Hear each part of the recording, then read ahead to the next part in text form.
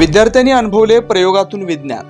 Little blossom school Dharangaon यांच्या वतीनं राष्ट्रीय विज्ञान दिनी विज्ञान प्रदर्शनाचं आयोजन। सध्याच्या शिक्षण पद्धतीत विद्यार्थी विज्ञान व गणित विषयांमध्ये चांगले गुण मिळवतात, परंतु त्यांना या विषयांमध्ये रुची नसून परीक्षेसाठी अभ्यास केला जातो। शिक्षकांनी वर्गामध्ये कृतीयुक्त शिक्षणावर भर दिला पाहिजे।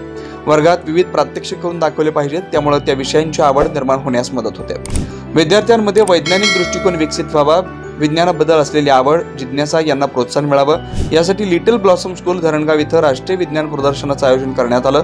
आज विज्ञान दिनाचं औचित्य साधून लिटिल ब्लॉसम स्कूलमध्ये विद्यार्थ्यांसाठी विज्ञान प्रदर्शनाचं आयोजन करण्यात आलं। या प्रसंगी माननीय मुख्य अतिथी जितेंद्र कांचले व पल्लवी डहाळे यांच्यासोबत शाळेतील शिक्षक, शिक्षकेतर कर्मचारी, पालक, विद्यार्थी उपस्थित होते। प्रथम सरस्वती मातेच्या मूर्तीसमोर दीप प्रज्वलन करून आधुनिक भारताचे महान वैज्ञानिक सी.व्ही. रमण यांच्या प्रतिमेला पुष्पहार अर्पण करून अभिवादन करण्यात आलं। त्यानंतर आलेल्या पाहुण्यांचं स्वागत करून विज्ञान प्रदर्शनाचं उद्घाटन पल्लवी डहाळे यांच्या हस्ते करण्यात आलं। या प्रदर्शनात भौतिकशास्त्र, रसायनशास्त्र, गणित, कला, जीवशास्त्र, इंग्लिश, मराठी, हिंदी, व्याकरण या विषयाच्या मूलभूत संकल्पनांवर आधारित प्रयोग प्रदर्शनात मांडण्यात आले। आलेल्या पाहुण्यांनी विद्यार्थ्यांनी विज्ञान प्रदर्शनात मांडलेल्या विषयांच्या मूलभूत संकल्पनांवर माहिती विचारली व शाळेतील विद्यार्थ्यांचं कौतुक केलं। प्रायमरी, सेकंडरी सोबत प्री प्रायमरीच्या विद्यार्थ्यांनीही आपल्या अभ्यासक्रमातील संकल्पना मांडल्यात। Celebrate Science Day by the great physicist Mr. Raman, on which he have researched Raman effect.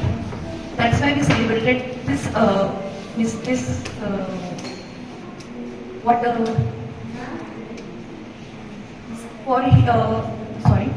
So that's why we celebrate Raman effect, which is he has won Nobel Prize for this. Raman effect is simply a phenomenon where the light is scattered through the matter. So that's why we celebrated Science Day. And science, if you see science as a fun, so you can enjoy it. And if you see as a study, oh my God, it's so complicated, so you will be started boring. So just enjoy science and have a great day. Thank you.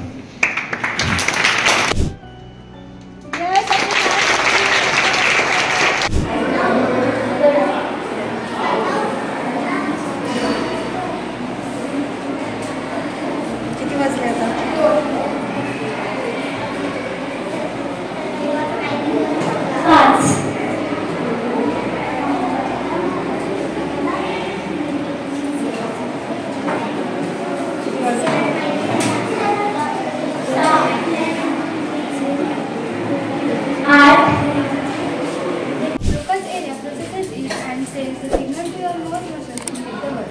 For example, if I say the sky is blue, phonics area helps us to understand the meaning, and focus area helps you to reply, yes, it's blue. This teamwork makes communication possible. But what happens if this area gets damaged? Let's see. If phonics areas get damaged,